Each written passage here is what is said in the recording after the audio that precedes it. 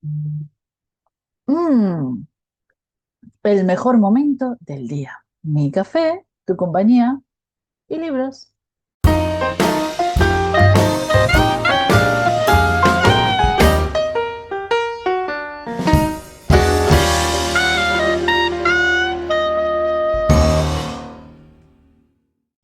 Bueno, bienvenidos a este nuevo café contigo, donde hablamos de libros interesantes. Y hoy vamos a hablar de un libro interesantísimo, pero interesantísimo, de los que a mí me gustan. Vamos, estamos con Alejandro Raymond Román, que acaba de publicar su libro Enigmas del Ecuador. Descubre los enigmas del Ecuador, civilizaciones perdidas, fenómenos extraterrestres y curiosidades históricas, pues donde recoge datos interesantísimos de fenómenos que ahora no sabríamos cómo explicar y que ocurrieron hace mucho, en alguna ocasión hace muchos años y en otras ocasiones recientemente mediante testimonios, ¿no? ¿Cómo te llamo? ¿Alejandro? ¿Raymond? Porque Raymond, Raymond me parecería bien. Raymond te Sí, gusta, ¿no? me Eh, que, que además es muy literario. sí. Bueno, Bueno, qué tema tan interesante, ¿no, Raymond? Además, no es solamente tema del libro, sino que tú llevas una gran trayectoria de investigación en este plano, ¿verdad? Bueno, te agradezco la invitación, Ana, a tu programa. ¿Qué te puedo decir? Mira, yo desde niño, ya de los 14, 15 años, ya me interesaban los misterios. Y de hecho, ya en el Ecuador, en las playas, me iba a ver ovnis con algún amigo. Y ya descubrí a Jacques Verrier, a Luis Powell, a Jacques Vallée, a los franceses principalmente, que tenía el acceso a esos libros. Y comencé a investigar y me llamó mucho la atención. Entonces comencé a frecuentar personas que le interesaban estos temas, gente mayor, ¿no? Acuérdate que tenía 14, 15 años. Y con el tiempo, pues me fui aventurando a ir anotando cosas. Es decir, con el tiempo fui anotando cosas, así como un pequeño archivo de datos. En el tiempo conocí gente muy interesante como el doctor Héctor Burgos Stone, lo conocía Juan Morix, que es el descubridor de la Cueva de los Tallos en los años 80, al ingeniero Guillermo Sotomayor, que es también famoso ahora por el tema de la maná, de las piedras de la maná, que todo el mundo habla, de la pirámide donde está el ojo Illuminati, en una piedra donde aparece el símbolo del dólar. Ahora todo el mundo habla de Cueva de los Tallos, habla de la maná, pero en realidad eso ya tiene muchos, muchos años, ¿no? Y ahí es donde yo me dedico, bueno, aparte pues, estudié agronomía, me dediqué también a la filosofía, me gustaba mucho, pero el tema de los misterios siempre estuvo ahí. Un día decidí pues que quería leer algo del Ecuador, algo más específico, algo que me enseñe los misterios de nuestro país y descubrí que no había nada. Es decir, habían datos sueltos, había una cosita por ahí, alguien mencionaba, y yo decía, pero ¿dónde está un libro que me recoja verdaderamente los misterios ecuatorianos? Entonces decidí hacer, por eso, el libro Enigmas del Ecuador. En el 2001 lo publiqué, ya es un libro que tiene casi 25 años, pero básicamente fue eso, ¿no? Esa inquietud por dejar un testimonio de los misterios que en aquella época teníamos del Ecuador. Ahora hay otras cosas, otros descubrimientos, y esa es la idea, ir creando volúmenes, ¿no? Este es el volumen uno que ya se hizo hace 25 años, pero la idea es ir creando otros sobre otros temas. Sí, porque estás trabajando en un volumen 2, ¿no?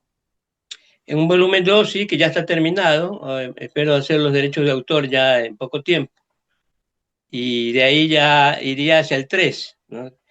Entonces, hay que aprovechar el tiempo, tampoco estoy muy jovencito y ya quiero, digamos, dejar por lo menos el trabajo iniciado para otros investigadores, ¿no? Porque ya te digo, no hay en el Ecuador, esta fue una obra pionera de hace 25 años y yo pensé pues que alguien iba a recoger un poco la posta, pero en realidad no ha sido así, ¿no? O sea, me toca a mí mismo seguir haciéndolo. Qué bueno. ¿Y qué es para ti un misterio? Exactamente, ¿qué engloba el misterio, ¿no? Porque yo veo, por ejemplo, en el mundo de los estudiosos de lo paranormal, que hay siempre temas comunes, ¿no? Pues, por ejemplo, la ufología o, por ejemplo, las apariciones un poco más especiales, ¿no? O las apariciones o las desapariciones también. Sí, también. Mm, Pero yo veo, por ejemplo, que tú incluyes algo muy, muy interesante como es la arqueología inexplicable, por decirlo de alguna manera, ¿no? Claro, yo parto de que la historia está mal contada o contada mal a propósito, ¿no? Es decir, el poder siempre maneja la información desde tiempos inmemoriales, desde Sumeria ya quemaban tablillas. Cuando hablamos de que quemaban las bibliotecas en la época de Alemania de los años 30 o 40, o que quemaban después otros pueblos, en realidad desde Sumeria ya las rompían y las quemaban. Es decir, siempre han habido eh, historias que no se quieren dejar para que otros se enteren. Entonces, ¿qué fui encontrando? Encontré que habían cosas que estaban como escondidas entre líneas de los libros, y ese fue el trabajo, un trabajo un poco de ratón de biblioteca, también sacando trozos de esos párrafos que estaban escondidos. Es decir, habían cosas que no estaban claras y nunca se las menciona en las escuelas, en los colegios. Entonces comencé a revisar y comencé a sacar muchos de esos párrafos, esas ideas, y también ver qué es lo que había en la arqueología que me parecía fuera de lo normal, porque el problema a veces de la arqueología, yo entiendo que la ciencia tiene que tener resultados y que deben a veces estar encaminados con las ideas oficiales, pero en verdad hay cosas que a veces no están, están bien claras, ¿no? Y eso es lo que a mí me interesa, no la arqueología en la historia oficial, sino la que es extraoficial. Sí, eso implica un trabajo de investigación profundo, ¿no? Porque entiendo que para eso tienes que buscar fuentes extraoficiales también. Sí, y a veces los mismos libros, en los libros mismos, como te digo, no rescatan los profesores o los historiadores, sino rescatan lo que les interesa.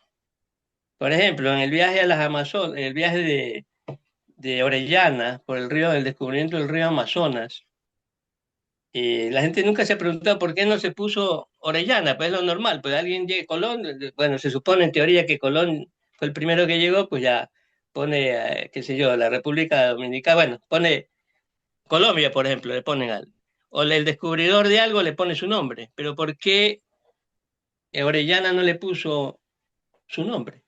Llega a España O y dice, Pedro no, de yo Valdivia. quiero que le pongan Amazonas porque encontré unas mujeres muy rebeldes, muy duras, que lucharon, y las describe, eran blancas, pelos largos, tenían los dos senos, disparaban, eran bravísimas. Es decir, hay una descripción, eran algunas de blancas. O sea, estamos hablando de que habían seres blancos, razas blancas ya antes de la llegada de los españoles. Entonces, ¿por qué no se rescata eso? Eso pasa por ahí. Y está en los libros de historia oficial, ¿no es cierto? Y eso lo escribe pues ahí el amanuense, pues no el que estaba ahí, Carvajal, y hay testimonio escrito.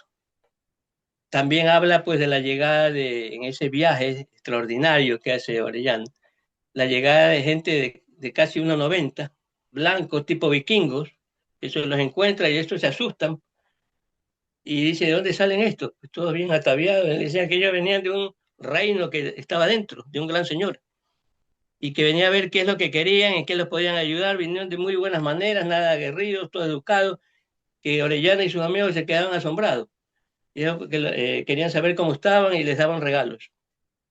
Entonces, esa historia, ¿por qué no la cuentan? Eso es lo que yo rescato, esas cosas raras que están ahí. Y esa es la idea del libro, rescatar las cosas escondidas que nadie quiere contar. Interesante, o sea, en realidad es mirar con ojos de observador lo que sale entreverado, ¿no? En la literatura oficial. Claro, o sea, la idea es, por ejemplo, que las nuevas generaciones, estas y las otras que vienen, tengan, en el caso del Ecuador, porque yo estoy rescatando básicamente lo que es esta zona geográfica del Ecuador, es porque del Ecuador muy poco se conoce. O sea, por ejemplo, se sabe mucho del Perú, de México, todo el mundo habla de Argentina, de México, pero el Ecuador es tan pequeño, pero fue el ombligo del mundo en un tiempo remoto, donde la gente iba a verdaderas peregrinaciones en busca de, por ejemplo, de la salud en la Maná o en la zona de Manta, ¿no? Iban a sanarse porque eran como centros de sanación. Entonces la gente viajaba de toda América y quizás de otras partes del planeta, ¿no? Entonces, claro, Ecuador es una composición geográfica moderna. Quizás esto perteneció a grandes imperios que hoy desconocemos exactamente cómo se llamaban, porque la gente le pone nombres dependiendo de sus intereses, pero no sabemos realmente cómo se conectaban bien estos pueblos, ¿no? Entonces, esa es la idea. La idea es sacar las cosas que están olvidadas de esta historia extraordinaria de esta zona llamada Ecuador. Y de todas estas cosas, estas historias que encuentras, ¿cuál es la que te ha parecido más asombrosa o más reveladora? En la parte arqueológica, Pues, bueno, en general, de tu trabajo, no necesariamente la mira, arqueología. eh, bueno, en la parte arqueológica me llama mucho la atención, bueno, la maná, que es un tema que es polémico. Unos dicen que las piedras son falsas, que otros dicen que son verdaderas, pero lo que sí es extraño es que son piedras trabajadas de una manera avanzada, ¿no? Son de eso como las piedras de Ica, ¿no? Es decir, están ahí, unos dicen que son falsas, otros que son verdaderas, pero nadie explica cómo es que hicieron ciertas piedras, ciertas fusiones ahí, ¿no? Me llama mucho algunas piedras de ahí, ¿no? Que no hay una respuesta clara. Otra cosa que me llama la atención es la cuestión de los tallos, que es un tema que ya mucha gente lo maneja, pero ahí hay un gran misterio, ¿no? Ahí no está bien claro ese tema. La gente especula mucho, unos hablan de hermandades, se supone que existen seres intraterrenos que viven ahí. Eso lo dijo Juan Morix, él mismo lo dijo y bajo testamento notarial, es decir, él notarizó esa declaración de que ahí vivía una civilización de unos 250.000 años llamado los Velas. Así le puso, los Velas, él lo llamaba así. Y él tuvo contacto con ellos, ¿no? Hablaba de que eran seres como delgados, así tipo humano, ¿no? Entonces, bueno, y así mismo ese tema es muy polémico. Otro tema que es polémico y muy interesante es eh, lo que se llama el Museo del Padre Crespi. No sé si has oído hablar alguna vez. No. ¿Ya? Eso también es otro tema a nivel mundial que todo el mundo le interesa en los temas de misterios. Las planchas del Museo del Padre Crespi, porque ahí Eric von Däniken, que fue famoso, lo explicó, ¿no? Y Creo haberlo visto en un sí, documental, ahora que lo dice. Un señor que tenía como muchos piedras como cuadradas, ¿no? O algo así. sí, En- ajá. Él tenía un museo que se Mus- quemó. Parece que fue un incendio a propósito provocado. para destruir evidencia y robarse cosas, ¿no? Esa es una de las hipótesis. Él tenía un museo en la ciudad de Cuenca, entonces ahí se perdieron muchas cosas, pero quedaron otras, ¿no?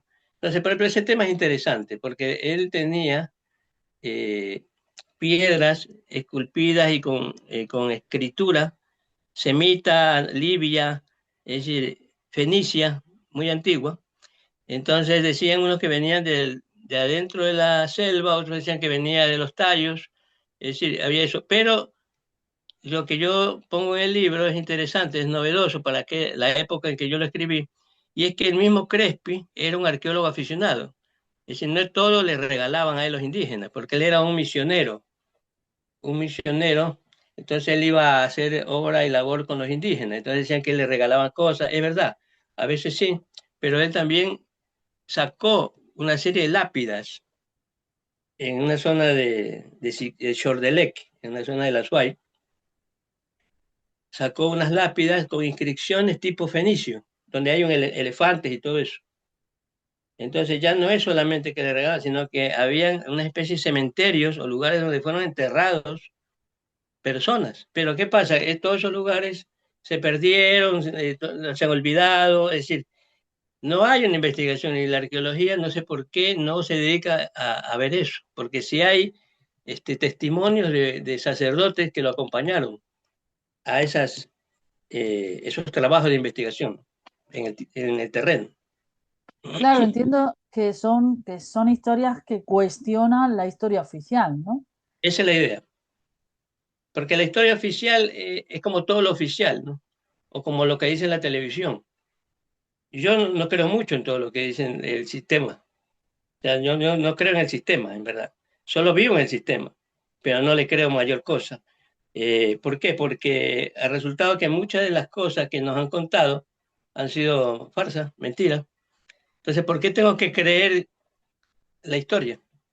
Entonces, yo tengo que investigar, yo tengo que buscar la información y decir, bueno, aquí hay cosas que no están claras. ¿Por qué ustedes no han investigado esto?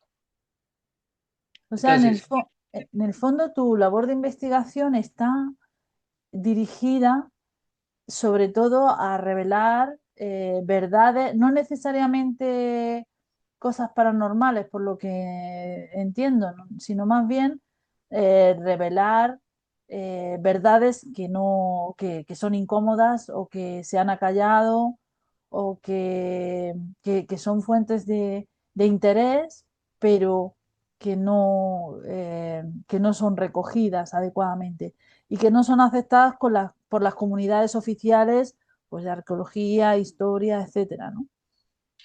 bueno, eso es el primer volumen. El primer volumen hay mucho de historia y arqueología, fue lo primero que yo enfoqué. Y hay una Ajá. pequeña parte al final sobre algo sobre ufología, algunos casos, hay otros casos de duendes. Y el segundo volumen que va a salir, ese sí está enfocado a criptozoología ecuatoriana y mitología, o sea, mitología de seres. Entonces ahí sí hay muchos casos, muchos, de ecuatorianos, básicamente ecuatorianos que han tenido experiencias con diferentes tipos de entidades. No son cuestiones de la paranormales totalmente, porque eso va a otro volumen, que ese fantasmas, apariciones extrañas, eso es otro tema. Este es básicamente sobre seres misteriosos, Criatura. podemos decir, ¿no? Porque- Claro. Entonces, por ejemplo, ahí va a ir, en el primer tomo es básicamente arqueología, historia y algunos enfoques sobre eh, duendes, cosas así. En el segundo voy a plantear la idea del pie grande ecuatoriano, por ejemplo. El pie grande ecuatoriano no se ha investigado, apenas por ahí alguien ha hecho alguna opinión, un relato. Bueno, entonces yo me he visto en la tarea, en la grata tarea de ir recogiendo todos los ah, relatos posibles, casos, y hay cosas que la gente no está ni enterada. Es que es increíble la cantidad de datos sobre, por ejemplo, el pie grande, que yo lo llamo el hombre simio. Es decir, yo lo defino mejor como el hombre simio, en el caso, porque más que nada para mí es un humanoide, es un bípedo simio, pero tiene mucho de humano también. Es decir, no necesariamente un cuadrúpedo, como un gorila, no es como un chimpancé, ¿no? Que son cuadrúpedos. Sí, no hay primates, a excepción del hombre, que camine bípedo, en dos piernas actualmente.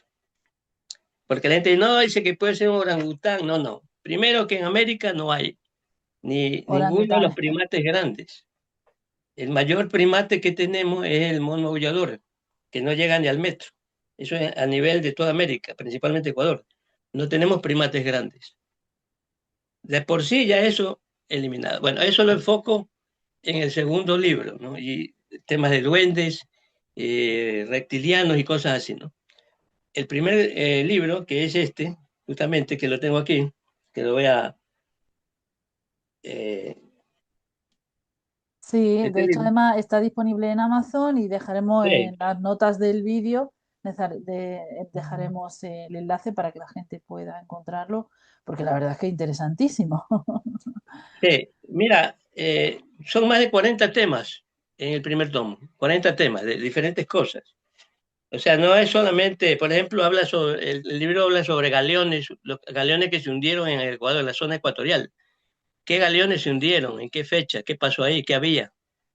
Eso es todo ¿cómo te digo? Una recopilación de datos puntuales, concretos. Aquí no hablo por hablar, aquí me gustan datos precisos. El que quiere investigar mucho más, pues ya tiene una fuente para avanzar. Eso es lo que no había en el Ecuador. Por eso es el valor de este libro. Y lo reafirmo, no es porque lo haya escrito yo, pero es que es así. Esta es una guía para el ecuatoriano, para el extranjero, que bueno, en el Ecuador, ¿qué es lo que hay? Porque sabemos que en España, en Perú, en Francia, eso sí sabemos. Y en el Ecuador, no, que me han hablado, no, no, señor. Allí hay un texto con 40 temas básicos que usted puede investigar. Y si quiere investigar, pues tiene ahí la bibliografía y puede seguir avanzando. Entiendo que has hecho un trabajo de investigación bibliográfica, pero también entiendo que habrás hecho un trabajo de investigación de campo. También hice, claro. Estuve en algunos lugares a lo largo del tiempo, ¿no? En zonas, por ejemplo, estuve en Puyango, que es una zona donde está el bosque petrificado más grande de América, según lo que se cuenta. Estuve, la primera vez tenía 17 años cuando estuve ahí. El descubrimiento se hizo en los años 70, la década del 70. Yo estuve a los comienzos de los 80, 81, por ahí. Y todavía eso ni siquiera estaba, todo eso estaba expuesto, ¿no? O sea, los fósiles estaban ahí, era impresionante, pues, ¿no? Desgraciadamente en esa época no cargaba cámara, era muy joven, estaba hablando del año 81. Y tú veías fósiles de árboles de 50 metros que salían de la Tierra. Entonces, ¿cómo te digo? Extraordinario, porque imagínate tú lo que tenemos en el Ecuador. Y que la gente ahora sí está, porque la ley ya lo tiene como un bosque Protegido. protegido, claro. Pero ha pasado 20 o 30 años hasta que pasó eso. El país no es consciente de todos los valores que tiene, ¿no? Sí, el país es inconsciente de sí mismo, es un país que desgraciadamente no valora lo que tiene, no valora a sus propios investigadores, no se valora a sí mismo. Son pueblos que han perdido identidad y en eso rescato mucho las tradiciones indígenas. Ahora, yo soy ecuatoriano, pero tengo ascendencia europea también, ¿no? Mi abuelo era francés que llegó allá al Ecuador en los años 30 y fundó la Academia de Danza Nacional. O sea, es uno de los pioneros fue pionero de la danza clásica en Ecuador. El otro era de origen alemán, es decir, yo soy una cosa mezclada, ¿no? Pero a mí me molesta que el ecuatoriano no haga valorar sus raíces. Se burla a veces de las cosas que tiene. Entonces, a veces tienen que venir personas de otras partes a decirle, oye, mira lo que tienes ahí, no seas tonto. Claro. Mira, Vilcabamba, bueno, Vilcabamba ahora es famoso por la longevidad, bueno, hace tiempo ya es famoso.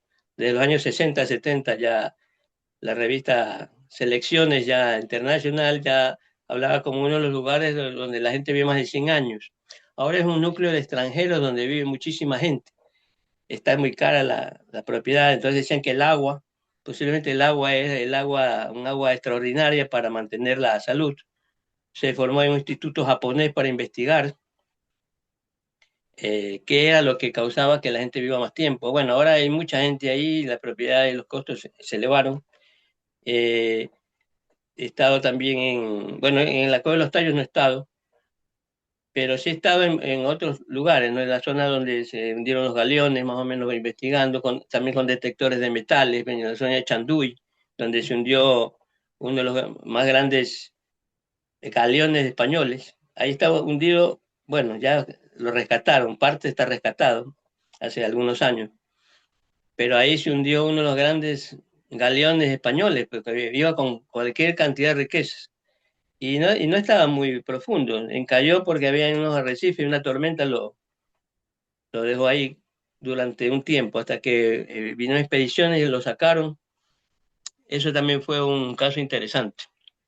Entiendo que para recopilar todos estos casos, además de temáticas tan variopintas, hay que tener un espíritu curioso, ¿no? Mira, si tú no tienes un espíritu curioso, hasta ahora yo tengo el espíritu curioso. Mira, tengo 63, voy a 64 en enero, en un mes ya cumplo 64 años. Y yo me siento un niño. Eso siempre le digo a mi esposa, le digo a mis hijos, a mis nietos. Yo soy un niño como mi nieto, pero como un niño ya con 64 años. Claro, hay que mirar con ojos de niño, claro. Yo soy así, yo voy por la playa, a veces me gusta otra afición, la detección de metales. Entonces en Ecuador andaba con mi detector por ahí por la playa, siempre viendo el suelo, siempre viendo los fósiles, siempre coleccionaba, coleccionando estampillas, monedas, fósiles, insectos, es decir, desde niño, esto ya viene de niño.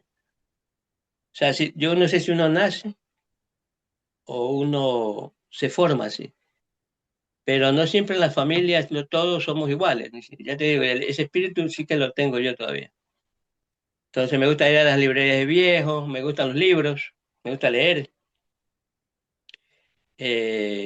Los libros de segunda, yo me estaba metido en las bibliotecas, me hacía amigo de los bibliotecarios, a veces me dejaban pasar ahí en Ecuador a los lugares donde tenían los depósitos de libros, me decían, mira, aquí hay libros interesantes. Era amiga de la bibliotecaria, ¿me entiendes? Eso es para el que tiene espíritu de investigación, el que quiere saber. No a todo el mundo le interesa. Y no solamente espíritu inquieto, sino también saber pensar, saber unir cosas que a lo mejor no todo el mundo sabe unir, ¿no? Recordar datos y saber compararlos y saber llegar a conclusiones curiosas a través de cosas que uno va descubriendo, ¿no? Sí, es justamente eso, eh, lo decía Krishnamurti, Jiva Krishnamurti, uno de los grandes filósofos de la India, es el discernimiento, el saber ver entre líneas. Decía, no todo el mundo sabe observar. O sea, tenemos una inteligencia innata, pero no siempre la usamos. Los niños, por ejemplo, son muy inteligentes hasta que se hacen adultos. Entonces, son chispas, se dan cuenta rápido, papá, tú te das cuenta cómo es. O sea, esa es la inteligencia innata de la gente. Es decir, cómo unes cosas. Y esa es la gran capacidad de ver cómo relacionas los diferentes aspectos de las cosas. Por ejemplo, el hallazgo de monedas romanas en Ecuador. Ese es un tema que me interesó y que JJ Benítez, el que lo conocí en Guayaquil, le di el artículo, lo publiqué en uno de los mayores diarios del Ecuador, que es el diario El Universo. Lo conocí a Juan José Benítez, a la esposa, que lamentablemente falleció, pero ahí conversamos con él. Entonces me dijo que él le hubiera interesado, y él que tenía un proyecto que después lo hizo, pero no abarcó Ecuador. Él quería conocer la zona donde se encontraban monedas romanas de la época de Claudio César y tal vez Constantino, en una playa de Manabí, del Ecuador, en una cueva, con un detector de metales, lo encontró un ingeniero que yo lo conocí.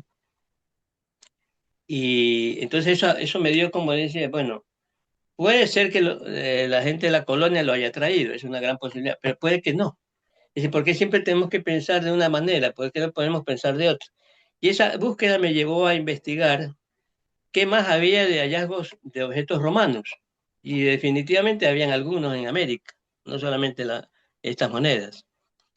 Entonces descubrí pues que habían en el Darién, en México, en Chile, en la época en que llegan los españoles a las primeras minas, hay relatos de que ya encontraron una moneda romana dentro de una mina. ¿Cómo es eso? Si recién están llegando, ¿cómo van a llevar a la moneda y ponerla ahí?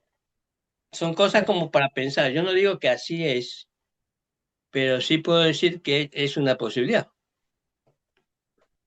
Y entiendo también eh, que una fuente de misterio muy interesante es la mitología, ¿no? Porque nosotros la mitología la entendemos como cuentos, ¿no? Pero ¿y si la mitología es una interpretación de la realidad? Mira, una de mis grandes inspiraciones fue Heinrich Schliemann, el que descubre Troya en Izarlik, en lo que hoy es Turquía, basado en los relatos de Homero, en la Ilíada. Todo el mundo decía que estaba loco, decía, no, esto debe existir. Aquí hay una ruta, aquí hay un lugar que hay que investigar. Y él se pasó la vida atrás de eso, ¿no? Primero hizo fortuna vendiendo, tenía ahí un lugar, una venta de una despensa. hizo mucho dinero y se fue con su esposa y escarbaron ahí en lo que es Turquía y Salik y descubrieron 7 Troyas, no una.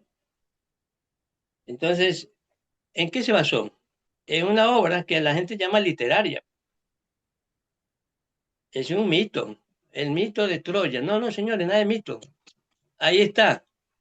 Entonces, cuando a mí me hablan de mito, yo digo, bueno, veamos, analicemos el mito, saquémosle el pedazo aquí, vamos viendo qué pasa con este mito.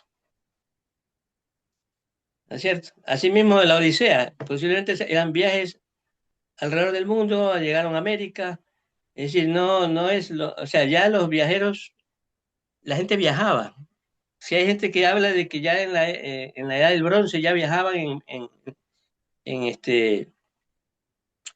en aparatos, ¿cómo se dice? En navíos pequeños, pero ya viajaban.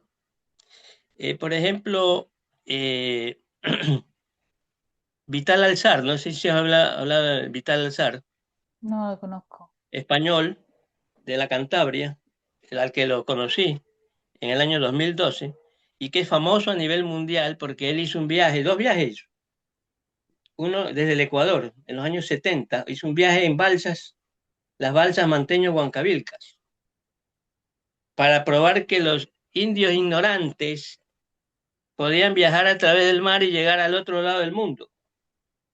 Y este hombre llegó con la misma tecnología de estos indígenas, de estos grandes técnicos de la navegación, que fueron los indígenas americanos, llegó hasta Australia, pues.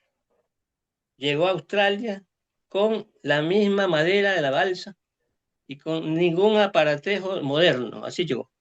Y destruyó el falso mito de que no se podía. Y él tiene una réplica, ahí tiene las balsas en... Hay un museo, hay un museo que él hizo, que está allá, creo que es en Cantabria. Él murió hace poco. Tuve la suerte de conocerlo y le hice una pequeña entrevista.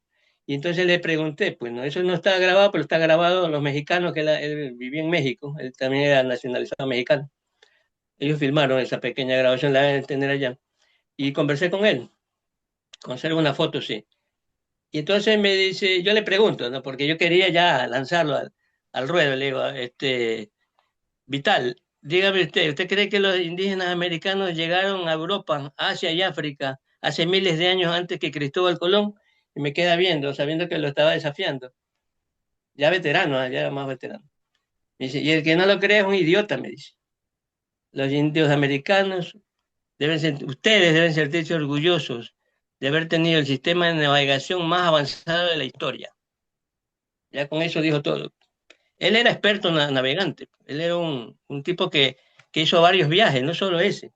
Hizo viajes, por ejemplo, el viaje que hizo Orellana lo hizo él también. Se cruzó el Atlántico y llegó a España.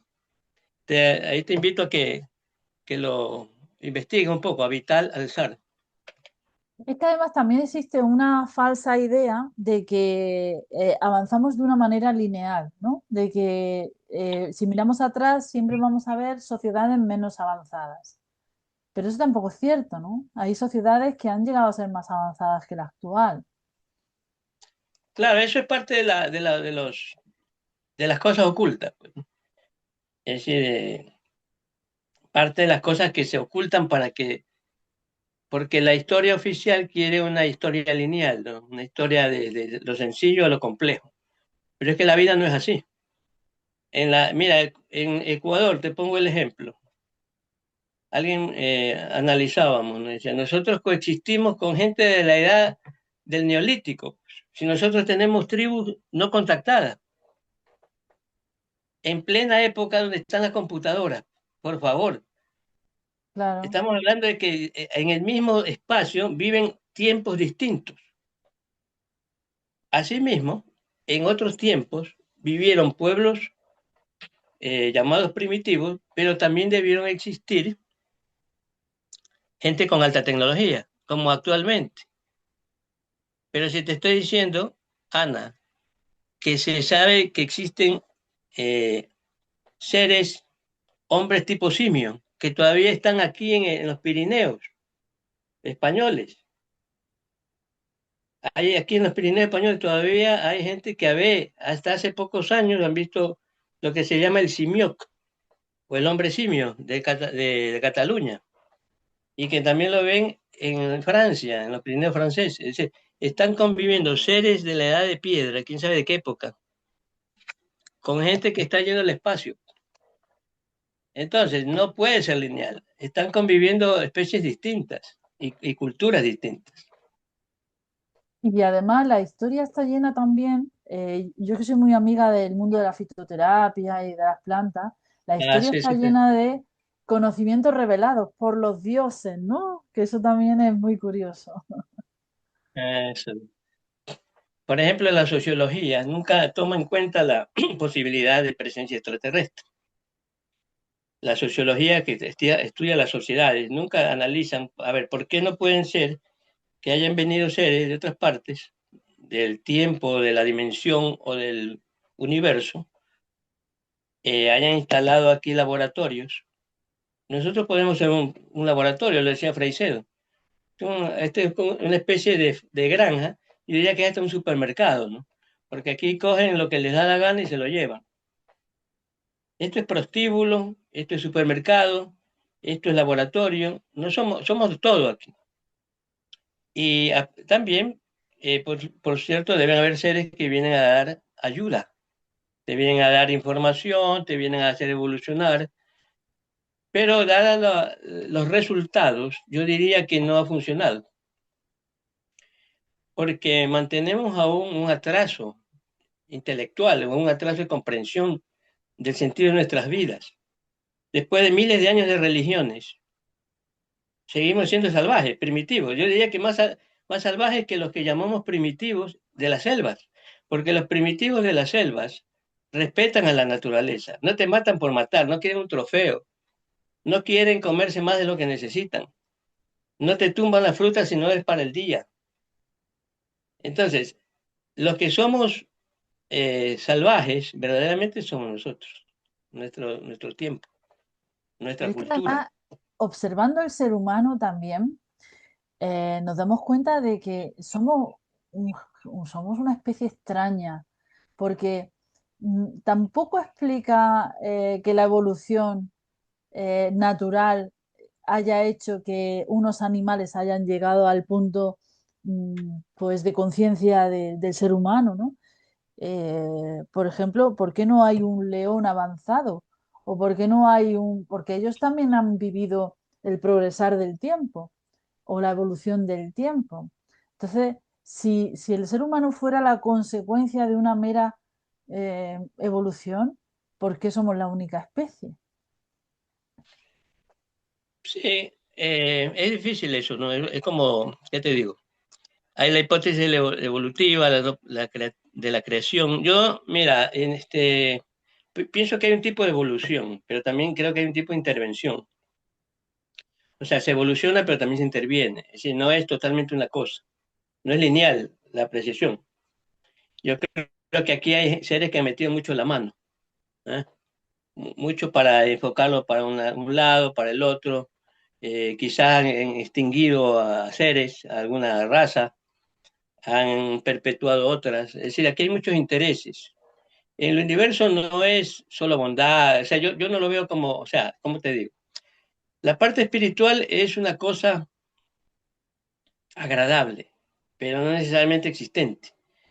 Es decir, es un anhelo, pero no necesariamente una realidad. Entonces yo pienso que en el universo se mueven los mismos intereses que se mueven aquí. Es decir, eh, aventajar al otro, el poder, hay mucho del poder, la destrucción.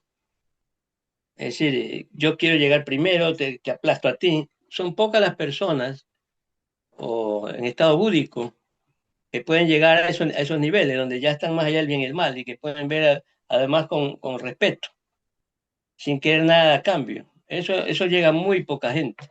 Por eso decía Juan Atienza, el investigador español, en un libro muy bueno que se llama La gran manipulación cósmica, para mí uno de los libros reveladores de los años 80, que muy poca gente lo conoce, Atienza, esa obra. Él ya plantea eso, pues, ¿no? Que la evolución es un acto personal, ¿no? No es un acto de especie, es un acto de uno, de conciencia. y que el universo es la constante lucha, ¿no? Hay seres que se imponen y quieren que tú no avances. Es decir, el problema aquí es que nosotros estamos siendo siempre obstaculizados por otros que están en la jerarquía más arriba que nosotros. Y ellos no dejan que nosotros avancemos, no nos dejan. Entonces, uno tiene que esforzarse más todavía. Y las religiones no son, desgraciadamente, lo siento por las personas religiosas, pero han sido instrumentos de manipulación, no necesariamente de superación es decir, posiblemente hay cosas buenas ahí, como los hay en cualquier tipo de ética de nivel superior, pero no necesariamente han ayudado a la gente. De hecho, las grandes guerras actuales todavía siguen siendo, bueno, de poder, pero también de religiones Ideológica, ¿no? Es que entiendo ideológicas. que ahora en esta época se han sustituido las religiones por ideologías, ¿no? Sí, y es eso, ¿no? O sea, ¿cómo te digo? Eh, Cuando hablamos de la evolución, que estabas planteando eso, de la evolución, yo diría que hemos evolucionado, quizás nos hemos adaptado, hemos perdido pelos, es decir, no somos el hombre simio, pero sí somos el Homo sapiens, pero ya no tenemos glándulas sudoríparas que nos permiten tener menos pelos, pero eso se llaman evoluciones de adaptación, podríamos decir, ¿no? Nos adaptamos a los medios que tenemos. El cerebro que tenemos es capaz de ir más allá, pero no lo usamos.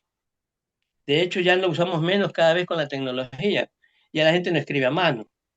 Por ejemplo, yo estoy haciendo ficheros desde hace tiempo a mano, yo los escribo a mano, porque Es hay que muchas cosas. el proceso mental es diferente a escribir a máquina, por ejemplo. No me gusta escribir a máquina, pero tengo que hacerlo. ¿Por qué? Porque los libros van a sistemas Claro. modernos, pero a mí me gusta escribir a mano. O sea, yo mis fichas de misterios, que las tengo divididas de acuerdo a los temas, las escribo a mano. Tengo mi ficha de estos temas, de este tema, a mano, a mano, a mano. Porque digo, bueno, los papiros han durado miles de años. Y en cambio, viene un corto en el teléfono y ya se me ha ido un montón de cosas. No confío en el sistema. Claro, es verdad. Es verdad, es como muy... en cualquier momento, ya ves tú, una caída global del sistema implicaría una caída de la humanidad. Tal y Yo como por eso hemos ido, prefiero los libros en papel. tal y como hemos ido cediendo el poder poco a poco. Bueno, y Exacto. me ha llamado la atención eso que cuentas de los duendes, ¿no? Eso que cuentas al final del libro, ¿no? Que has dicho que cuentas algunos casos. Curiosamente es un personaje, ¿no? El duende es un personaje, pues, que tiene su origen en los bosques del norte de Europa, ¿no? Entonces, ¿cómo llega el duende al Ecuador? Bueno, entiendo que es una criatura del mundo de la naturaleza y que donde hay naturaleza está, pero el concepto del duende, ¿o cómo lo entendéis? Yo diría que son seres que habitan el planeta, no son de una zona. Están en las tradiciones de todos los pueblos, hasta en América. Por ejemplo, en la zona de Ecuador, en la zona de la costa, le llaman el tintín, ¿no? Que es el tipo con el sombrero, medio peludo, anda buscando mujeres, generalmente cejonas, pelos largos, exuberantes. Bueno, de las rapta y se las llevan. Tengo en el segundo volumen, el primero hablo, ¿no? Unos casos que yo conocía, por ejemplo, yo conocí a la testigo. Yo conocía a los tres testigos tengo ahí. A todos los tres los conocí y los entrevisté, de los que ellos vivieron. Entonces son diferentes tipos de entidades, parecen que son duendes por las características. Pero hay uno, por ejemplo, en el libro que le sucedió a una sobrina política mía cuando era una niña. Y su madre estaba ahí con ella, con sus otros hijos en el cuarto, y de repente la niña se despierta, o sea, mi sobrina política, y ve que hay un ser ahí que está viéndola fijamente. La madre se levanta porque era una persona con cierta capacidad psíquica y ve que está ese ser ahí. Y entonces le comienza a insultar y le hace, porque dicen que hay que hacerle como que estás en el baño, en micción y cosas así, a ellos les da asco eso. Entonces el tipo, fíjate, estaba a cierta distancia y la mano, el brazo se le estira como un elástico y la cachetea a la madre. Eso está ahí en el libro. La cachetea y entonces como que se enfurece y se comienza a hacer humo y se diluye. ¿Es un duende? Posiblemente sí. Yo lo he puesto en la categoría de duende, pero podría ser otra cosa. Pero ya te digo, y eso es en la ciudad. Ahí en un barrio donde yo vivía, a 2 cuadras. Donde yo vivía pasó eso. Sí, los duendes están en todas partes. Tengo casos tremendos, ¿no? De duendes en Ecuador. Y, y de cosas increíbles, tanto las que pasan aquí en Europa como pasan allá, pasan en todas partes. No hay un lugar así que diga aquí. O sea, quizás las tradiciones están más enfocadas acá y han hecho folclore y han hecho de ellos cuentos y todo eso. Allá no, quizás son los relatos orales. Hay el chusalongo, también le llaman en la sierra ecuatoriana, en los Andes, que es el mismo personaje así medio. Ahora, ese es un personaje malo, ¿no? Pero también hay los duendes benéficos. Qué interesante. Y, y tú que has estado detrás del misterio, ¿el misterio te ha alcanzado? ¿Alguna vez has tenido alguna experiencia Sí, personal curiosa? sí, sí he tenido. No han sido tan trascendentes. En España vi una cosa en el año 2000, eh, 2001, no, 2004, 2005. Porque en España estoy yendo y viniendo a vivir, ¿no? He estado desde el 2001 viniendo acá. Esta es mi cuarta vez. Espero que ya me quede por acá, pero vamos a ver. Esperemos. Pero en el 2004 en Madrid viví en esa época. Entonces estaba en un parque y me acosté. Era verano. Estaba así viendo el cielo. Me encanta echarme en los parques, sentir los árboles y todo eso. Y de repente veo un tambor suspendido en el cielo, azul. Y yo veo, ¿qué es eso? Era como un tanque así. No se movía, estaba clavado en el cielo. Le daba el sol, había un reflejo. Lo único que hizo es así moverse, así, se desplazó. No giraba. Y dije, ¿pero esto qué es? Y yo dije enseguida, esto no es, esto es una cosa fuera de lo normal. Y antes de venir la última vez a España, tuve también sobre mi casa, en la playa. Yo tengo una casa allá en playas de Villamil, en la costa ecuatoriana. Según la UNESCO, en el año 82 fue declarado el segundo mejor clima del mundo en esa zona, porque dicen que existe una especie de depurador natural a 5.000 metros de altura, de acuerdo a los estudios de los científicos. Entonces, uno de los mejores climas para envejecer. Bueno, no por las temperaturas, sino por el oxígeno. Ah, Y ahí, interesante. sí, sobre eso, sobre mi casa, con mi esposa comenzamos a ver que había unas pulsaciones sobre la casa de nosotros. Sí me tocó el misterio. Y casi una hora fue eso. Pero ¿qué pasa? Estaba envuelto en una bruma. Era como una bruma que había ahí. Y dije, esto no es normal. Si la luna estaba hace poco.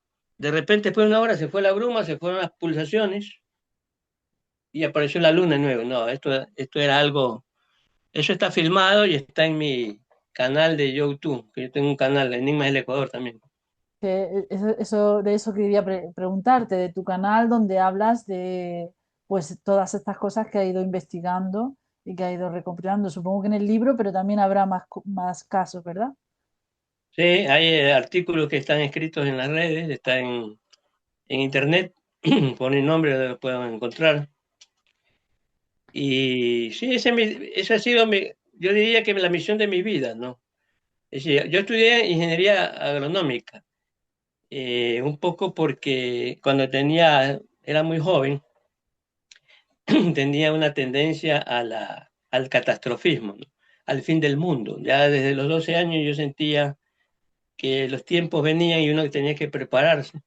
Y entonces lo más cercano que yo encontré para eso fue la agronomía, la agricultura.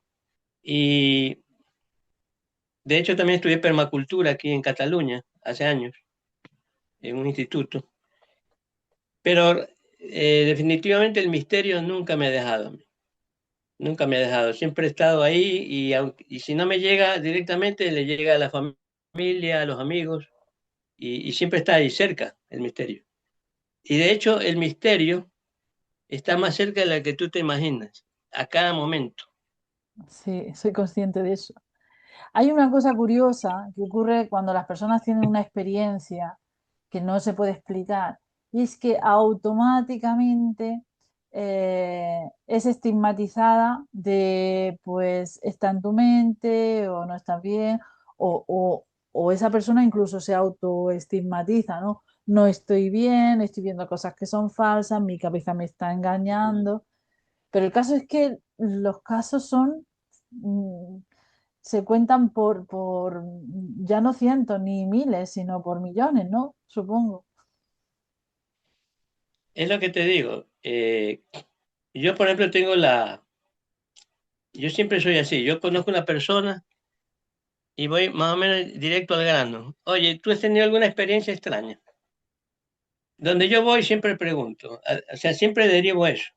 Y te aseguro que la tiene, o la ha tenido en el pasado, o la tuvo hace poco, pero hay gente que ha tenido un montón de cosas, desde contacto extraterrestre, tengo casos así ecuatorianos, gente que ha tenido más de 100 experiencias con naves y seres, o sea, gente ya realmente contactados, pero pasan en perfil corto, gente que ha tenido experiencias con seres diferentes. Y los Siempre hay algo. fallecidos, lo de, el tema del chip, que mucha gente dice, pues me pusieron un chip y apareció en la radiografía y luego desaparece. Este tipo de casos también.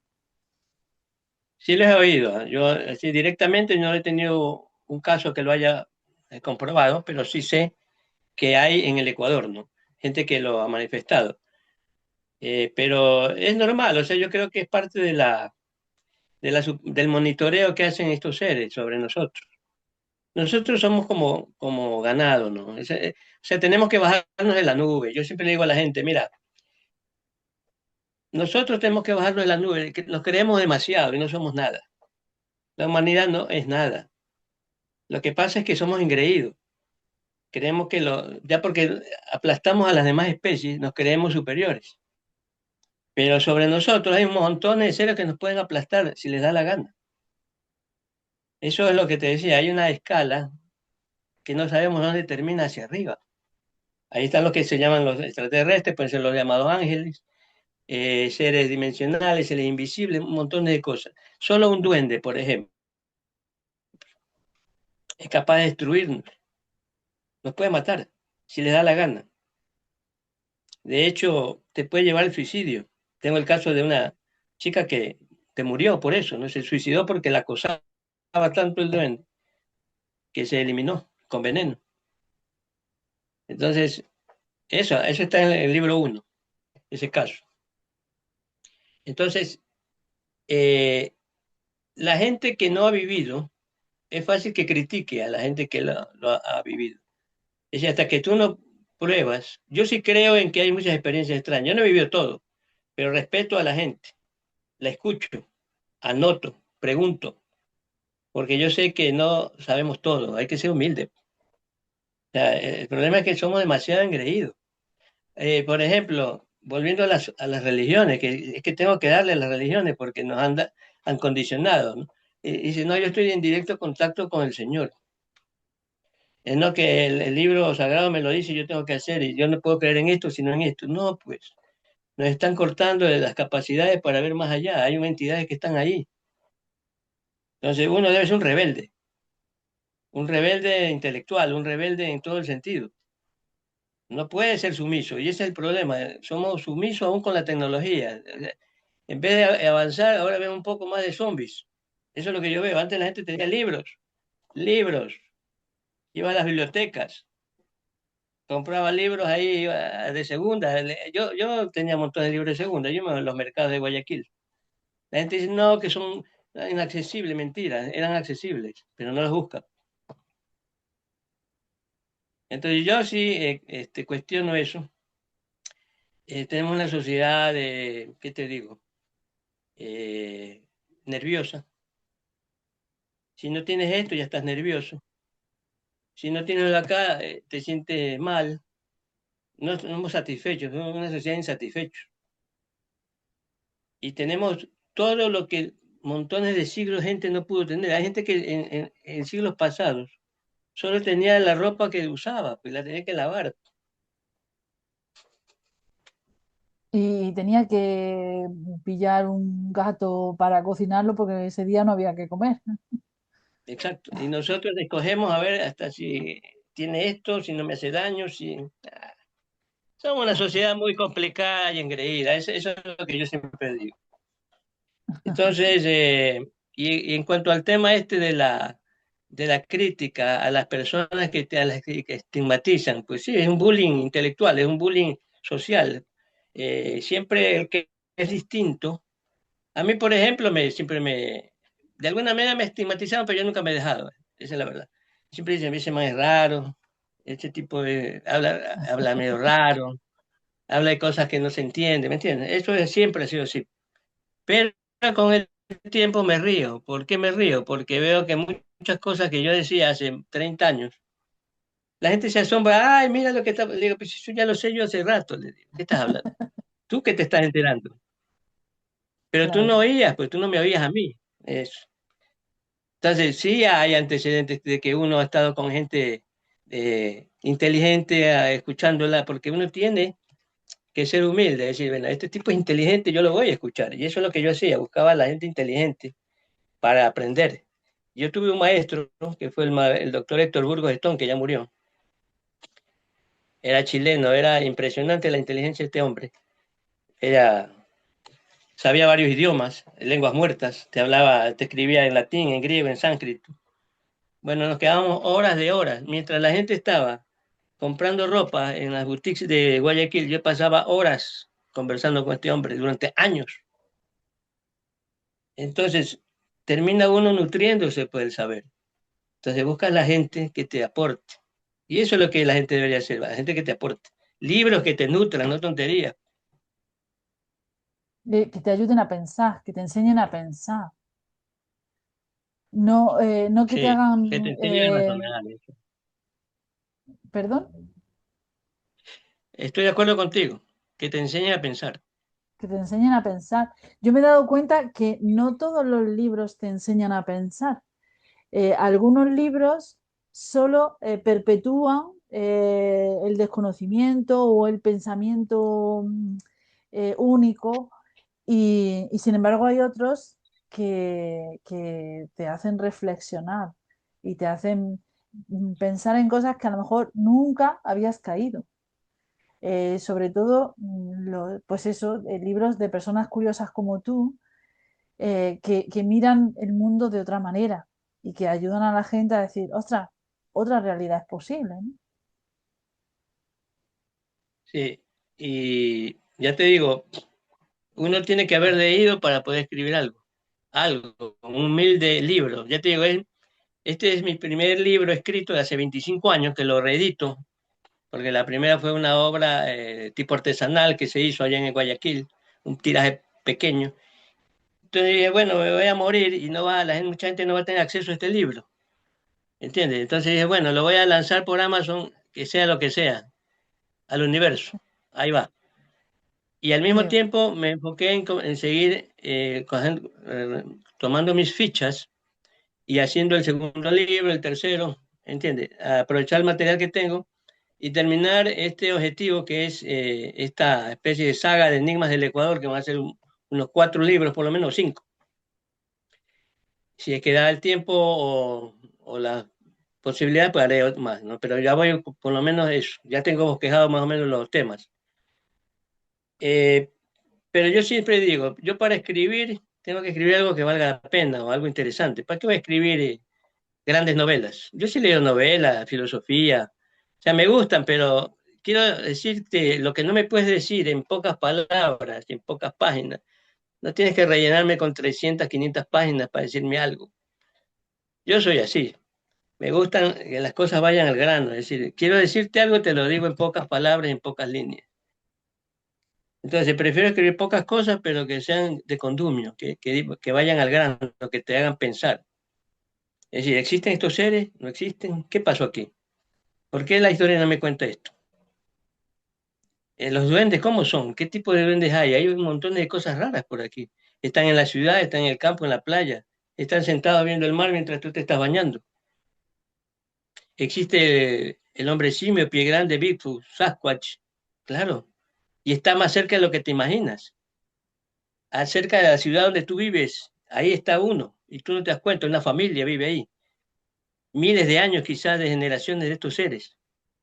Pero como uno está preocupado en la tontería de todos los días, porque ahí nos han metido, ahí nos encapsularon y ahí nos quieren hundir, no sacamos la cabeza para el más allá. Bueno, libros como los míos y como los de otros autores, que son los autores, como se dice, estigmatizados muchas veces, son eh, la luz para poder pensar en otras cosas de otra manera. Ese es el trabajo Yo siempre digo que el escritor es el último bastión de la libertad.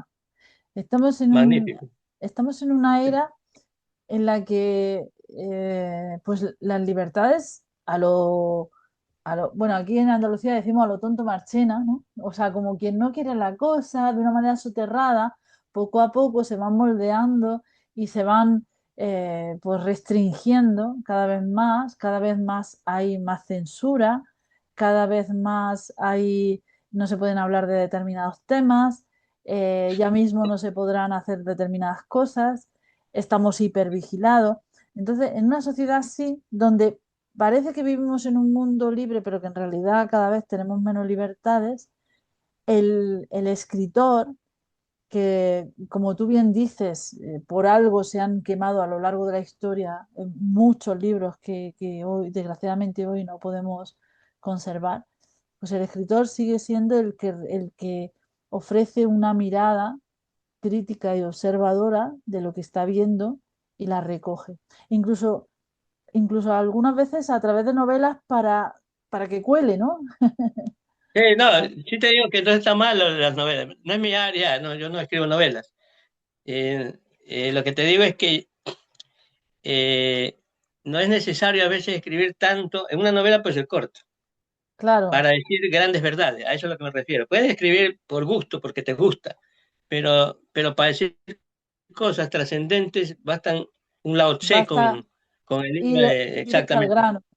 Directo al grano. Me gusta, por ejemplo, el taoísmo antiguo, ¿no? O sea, vas al grano, te dicen, o Nietzsche, Nietzsche ya con su aforismo, vas al grano, Schopenhauer, vas directo ahí, te dice esto es así, asado de lo que yo pienso. Es decir, bueno, también tiene la obra de Dostoyevsky, ya eso ya son cosas importantes. Lo que te quiero decir es que, bueno, tú hablabas de libros que te han, eso me gustaría, de pronto charlar un poco, es qué libros nos han influenciado en nuestras vidas, ¿no? Porque uno llega aquí también por eso, por las lecturas que has tenido cuando era joven, ¿no? Y por ejemplo, a mí, ya te digo, los misterios, pero aparte de los filósofos, ¿no? Por ejemplo, Henry Thoreau, Walden, La desobediencia civil, a temprana edad, ya tú comienzas a ver el mundo de otra manera, ¿no? Gurdjieff y Uspensky, esotéricos, de las obras de esta gente terrible, impresionante. Uspensky, por ejemplo, en la obra que escribe sobre la obra de Gurdjieff. Krishnamurti, ¿cómo te hace pensar? Pues, ¿no? O sea, Jiddu Krishnamurti, pues, para mí es una de las mentes más avanzadas que ha existido, porque él no tiene nada elaborado, él te lo va desarrollando en la conversación. Es brutal. No escribe más que un libro, pero los libros todos son las charlas que él dio, ¿no? Y entonces te las va conversando ahí, te las va ahí mismo desarrollando y te hace pensar a ti. Krishnamurti, por ejemplo. Lin Yutang, La importancia de vivir, es un librazo. Son libros que a mí me han marcado, ¿no? Me han dicho, bueno, la vida es sencilla, es simple. Trata de ella, con esa vida, hacer mágica, de hacer cosas interesantes. Ese, si tienes la oportunidad, porque no todo el mundo la tiene. Somos privilegiados los que podemos escribir, leer, sentarnos a tomar un café. Somos privilegiados. Y aún gente que tiene más privilegios que nosotros desperdician la vida, los recursos. O incluso o incluso se apagan, ¿no? Emocionalmente, con depresión, porque no entienden que el mundo es, no sé, como una fuente de misterio, de secretos divertidos que conocer y que Sí. descubrir. Porque en el fondo esa mentalidad curiosa es también es una mentalidad feliz, ¿no? Porque en el fondo es un buscador de tesoros, ¿no? Es Eh, esa, como tú dices, es ese niño interno que todavía no ha perdido la capacidad de buscar tesoros. yo no la pierdo, no la pierdo. Es decir, yo donde voy, yo estoy viendo el misterio. Mis ojos siempre están viendo el misterio. ¿Sí? Es decir, aquí qué pasó, qué hubo aquí, o sea, la historia. Por ejemplo, el otro día estaba aquí en la playa, y yo estoy cerca de 3 cuadras, y estaba con mi esposa. Nos sentamos a ver el atardecer. Y en ese momento dije, imagínate qué pueblos caminaron por aquí. Los íberos, los romanos. Pero vámonos más atrás, los Neandertal. ¿Cuántos Neandertal se habrán sentado a ver aquí? O quizás hasta uno de estos hombres simios, caminando por aquí, ahí donde estamos nosotros. Entonces, eso es maravilloso. Por ejemplo. Si tú no tienes la capacidad para ver eso, estás desperdiciando la vida, para mí. Porque dicen Claro, que, por ejemplo, tú puedes estar viendo el mar, pero tú lo puedes ver, depende de quién mira el mar. Lo mira alguien que va a hacer un cuadro, alguien que va a jugar fútbol, alguien que va a usar una grabadora para bailar, alguien que va a hacer una sección de qué sé yo, ropa, ¿no? O la va a ver un filósofo, o la va a ver un esotérico, lo que sea. Depende de quién lo mira. Y ese es un trabajo de uno ya. claro. Con lo cual las grandes verdades pues siempre son cuestionables, ¿no? El mundo es así, el mundo es asá, la vida es así, ¿no? La vida es, si nos ponemos filósofos, la vida es lo que tú decides que quieres vivir. Claro, Las recetas no van conmigo, es decir, yo decido lo que quiero vivir y ya está.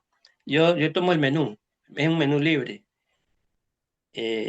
No me gusta la imposición de una forma de vida, por eso no me gustan los monoteísmos dictatoriales de la ideología, no me gustan esas dictaduras de ningún tipo, pero tampoco las democracias blandengas, que permiten todo y que permiten claro. que las dictaduras se colen, ¿no? Y se vayan colando Se cuelen, claro. se cuelen ahí, exacto, se cuelen. Las dictaduras ideológicas, ¿no? Las dictaduras Las ideológicas. ideas que se convierten en dictaduras. Has hablado, por ejemplo, de las religiones, que en algunas ocasiones han llegado a extremos dictatoriales, ¿no? Claro. Y todas las religiones, o casi todas. Y las Y, ideologías políticas igual. y las ideologías políticas igual, ¿no? Llega un momento en que o estás conmigo o estás contra mí, ¿no? Y esa polarización hace que sea imposible, pues, pues eso, el poder mirar con curiosidad a la vida, ¿no? Que yo creo que es la auténtica libertad, ¿no? El poder mirar con curiosidad a la vida. ¿No? O Bueno, sea,